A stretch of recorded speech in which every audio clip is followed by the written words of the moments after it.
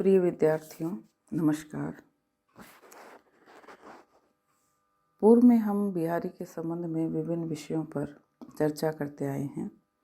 आज मैं बिहारी जी के भक्ति और नीति संबंधी काव्य रचना के ऊपर आपसे बातें करने जा रही हूँ।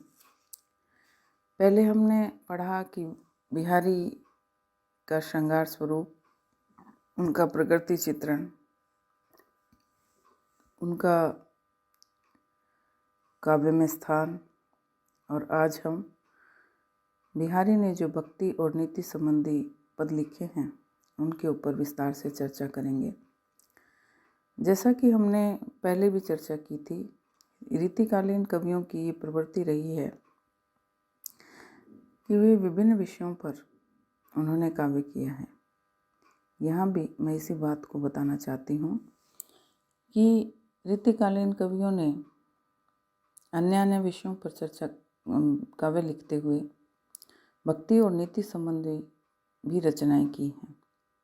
इन भक्ति और नीति संबंधी जो कविताएं हैं उनमें भले ही वो बहुत पारंगत नहीं थे या उनका मन नहीं रमा, लेकिन सिर्फ परंपरा का पालन करने के लिए ही भले ये लिखी गई हों, परंतु सभी कवियों में भक्ति और नीति संबंधी उक्तियाँ मिलती हैं। डॉक्टर नगेंद्र ने भी ये बात कही है कि इन कवियों की भक्ति भी इनकी श्रृंगारिकता का ही एक अंग थी। जब ये जीवन की अतिशय रसिकता से घबरा उठते होंगे, तब राधा और कृष्ण का यही अनुराग उनके धर्म भीरू मन को आश्वासन देता होगा। हो सकता है ये बात सही हो। वैसे भी राधा कृष्ण के सुमरन का बहाना करके इन कवियों ने अपने भक्ति संबंधी उद्गार व्यक्त किए हैं। इसीलिए इन उद्गारों के आधार पर न तो इन्हें भक्त कवि कहा जा सकता है और न नीति संबंधी उक्तियों के आधार पर नीतिज्ञ ही माने जा सकते हैं।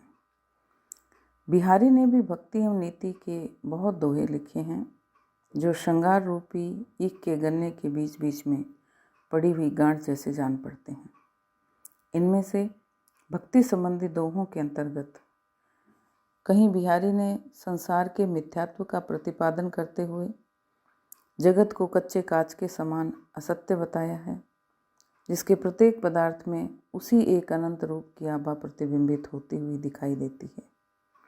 तो कहीं सूरदास की तरह कुछ दृढ़ता दिखाते हुए बिहारी ने यहाँ तक कहा है कि हे मुरारी, आप अब देखना है कि आपका विरध किस प्रकार का है, क्योंकि आप सामान्य पापी गिद्ध को उतार कर अब महापापी से आकर उलझे हो। कवि लिखते हैं, कौन भांति रही है विरध अब देख भी मुरारी, बीधे मोसो आई के गीदे गीदहि तार। ऐसे ही संसार की निसारता के संबंध में उन्होंने लिखा है, मैं समझो निर्धार यह जग कांचो कांच सो, एक रूप अपार प्रतिबिंबित लखियत यहाँ।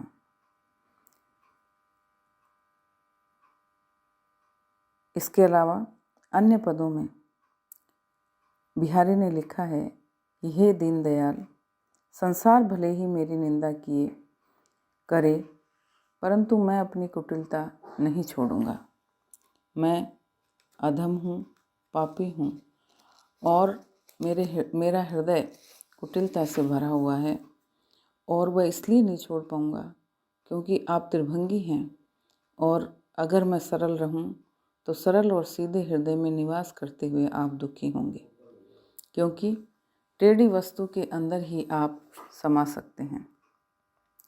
इन उक्तियों को देखकर बिहारी की सरलता का पता चलता है, परंतु कवि का ध्यान भक्ति भावना की ओर उतना नहीं जितना उक्ति वैचित्र्य और वाणी का कौशल दिखाने की ओर गया है। वो लिखते हैं, करों कुबत जग कुटिलता तजो न दीन दयाल, दुखी होहुगे सरल चित बसत त्रिभंगे लाल। ऐसे ही जहाँ बिहारी ने नीतिपरक दोहे लिखे हैं जिनमें कहीं स्वर्ण अथवा धन की निंदा की है, कहीं दोहरे शासन में दुखी होकर प्रजा को देखकर उस शासन की निंदा की है। कहीं नीच प्रकृति के मनुष्यों के अपरिवर्तनशील स्वभाव का वर्णन किया है। कहीं माला, छापा, तिलक आदि धारण करके बाह्य आडंबरों में लीन रहने वाले व्यक्तियों को समझाया है। वे कहते हैं, दुसह दुराज प्रजान को क्यों न बढ़े दुख दंद, अधिक अंधेरो जग करे मिल मावस रविचंद। कोटि जतन को वो करे परे न प्रकट ही बीच, नल बल जल ऊंचो बढ़े अंत नीच को नीच। इस तरह अनेक उदाहरण देकर उन्होंने अपनी युक्तियों को पुष्ट करने का प्रयास किया है। वे कहीं दुष्टों का सम्मान होते देखकर संसार की उल्टी चाल का निरूपण करते हैं, जिससे हानि होने की आशंका है उसी का संसार में आदर होता है, परंतु साधु स्वभाव के सज्जनों को कोई नहीं पूछता। वे लिखते हैं, जप माला छापा तिलक सरेन एको काम, मन कांचे नाचे वृथा सांचे राचे राम। बसे बुराई जासुतन ताही को सम्मान, भलो भलो कह छोड़िए खोटे ग्रह जपदान। इस तरह बिहारी के ये दोहे लोक व्यवहार के आधार हैं और इन्होंने आम जीवन से उपमाएं लेकर पर्याप्त शिक्षाएं देने का प्रयास किया है। ये दोहे गहन अनुभूति के भंडार हैं और इनमें लोक एवं शास्त्र से समन्वित ज्ञान भरा हुआ है, किंतु इन दोहों में नीति की अपेक्षा बिहारी की चमत्कार प्रियता एवं वाग विदग्धता ही सर्वोपरि दिखाई देती है। अगला विषय जिस पे हम चर्चा करेंगे वो है बिहारी की अलंकार प्रियता। ये बिहारी की विशेषताओं के अंतर्गत हैं। सभी बिंदु बिहारी के काव्य की विशेषताओं के अंतर्गत हैं। अलंकार प्रियता के संबंध में जब हम बात करते हैं तो देखते हैं कि रीति युग की सबसे बड़ी कलागत विशेषता यही है कि इस युग के सभी कवियों में चमत्कार प्रदर्शन और वाणी का कौशल दिखाने की प्रवृत्ति बहुत रही है। इसके लिए सभी कवियों ने अलंकारों का पल्ला पकड़ा है और अलंकारों की विभिन्न प्रणालियों को इन्होंने अपनाया है। इन कवियों ने एक ही बात को तरह तरह से कहने के लिए, अलग अलग रूपों में प्रस्तुत करने के लिए अलंकारों का सर्वाधिक सहारा लिया है और कवि बिहारी ने इस क्षेत्र में सबसे अधिक कौशल दिखाया है, क्योंकि छोटे से छोटे दोहों में अलंकारों के सहारे ही अद्भुत उक्ति के साथ अनुपम भावों की उन्होंने व्यंजना की है। बिहारी के प्राय सभी अलंकार भाव प्रश्नीयता में अन्य सभी कवियों की अपेक्षा अधिक सिद्ध हुए हैं।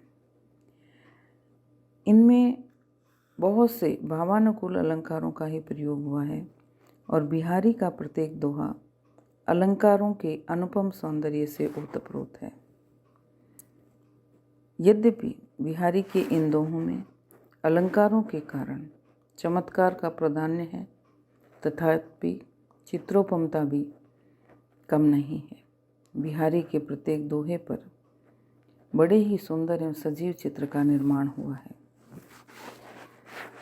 जैसे चिलक चिकनई चटकती लफती सटक सुलाई, नारी सलोनी सांवरी नागन सी डस जाए। इसी तरह बिहारी की अलंकार योजना को सुविधा की दृष्टि से 4 प्रकार से अध्ययन उनका किया जाता है, जैसे सादृश्य मूलक अलंकार, संभावना मूलक अलंकार, चमत्कार मूलक अलंकार और अतिशय मूलक अलंकार। इनमें से पहले जो सादृश्य मूलक अलंकार हैं, इनमें एक जैसे दिखते हैं। सादृश्य मतलब एक जैसा दिखाई देना, और इनमें रूप का सादृश्य होता है, धर्म का सादृश्य होता है और प्रभाव का सादृश्य होता है। बिहारी ने तीनों प्रकार के सादृश्यों का सहारा लेकर बड़े ही सुंदर और सजीव अलंकारों की योजना की है।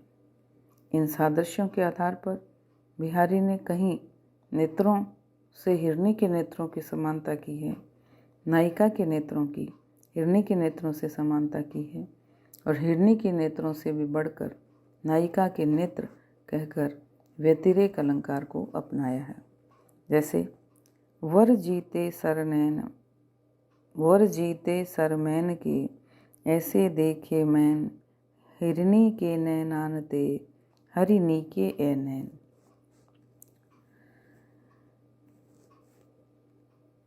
कहीं नारी की समानता नागिन से करके सुंदर पूर्णोपमा अलंकार को अपनाया है।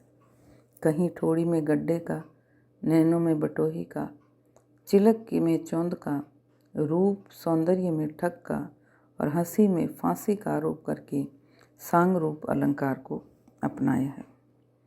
तीय मुख लख हीरा जरी, बेंदी बड़े विनोद, सुत स्नेह मानो लियो, विधु पूरण वधुओद।